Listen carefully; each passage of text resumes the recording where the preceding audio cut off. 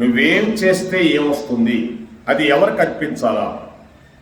యత్కరోసి యదస్నాసి యజ్ఞకోసి దదాసి యత్ పశ్యసి కౌంతేయ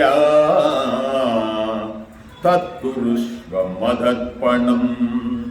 ఓ కౌంతేయ, నీవు ఏది వనరించినను, ఏ దానము చేసినను, ఏ తపస్సు చేసినను, ఏ యజ్ఞము చేసినను, ఏ హోమము చేసినను వాటన్నిటినీ నాకు అర్పణగా సమర్పించుము. అంటే అర్థం ఏంటి? నువ్వు ఎవరికైనా ఇంత దానం చేశావు, ఇంత అన్నం పెట్టావు, కృష్ణార్పణం, అది అర్పణం. అంటే ఆవు గడ్డి పెట్టావు, కృష్ణార్పణం, రామార్పణం, ఓం వెంకటేశాయ నమః తినండి. అంటే నువ్వు ఏ తపస్సు చేసినా, ఏ హోమం చేసినా, దానం చేసినా, చూడండి లాస్ట్లో యజ్ఞవంతం అయిన తర్వాత ఏమంటారండి? కృష్ణార్పణమస్తు అంటారు. అంతా భగవంతుడికి అర్పిస్తాడు. కాబట్టి మనమా చేసేవాళ్ళం, మనకేం సంబంధం అండి? మంచి పనులు మనమా? భగవంతుడు చేయిస్తున్నాడు మనలో ఉండి.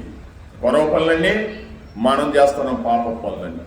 కాబట్టి నువ్వే దానం చేసినా భగవంతుడికి అర్పించాలి, కృష్ణార్పణం. అప్పుడు నీ కర్మలు అంటుకోవు. లేకపోతే నేను చేశాను అనుకుంటే నీ కర్మలు అంటుకుంటాయి. మనం ఎవరు చేసేదానికి? వచ్చేటప్పుడు ఏమైనా ఈ శరీరం మనం తెచ్చుకున్నామా? భగవంతుడు ఇచ్చాడు ఈ శరీరం, భగవంతుడికి ఇచ్చాడు. వెళ్ళిపోయేటప్పుడు కూడా ఈ శరీరాన్ని చక్కగా భగవంతుడికి అప్పచెప్పేసి భూదేవికి భగవంతుడితో సూట్ కేసు తీసుకొని వెళ్ళిపోవాలి వైకుంఠ లోకాలకి. ఇంకా మళ్ళీ రాకూడదు. మరలా జన్మ లేకుండా మార్గాన్ని కనిపెట్టాలి. కృష్ణం పొద్దే జగద్గురు. అన్నీ చేయాలండి. చదువుకోవాలి, ఇల్లు, సంసారం, అన్నీ ఉంటాయి, ఉద్యోగం, వ్యాపారం అన్నీ చేసుకో. కానీ అన్ని నాయి అనుకోవద్దు.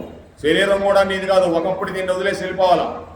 ముసలి వయసు అయిపోయింది, దీన్ని వదిలేయాల్సిందే, ఉంచేదానికి లేదు.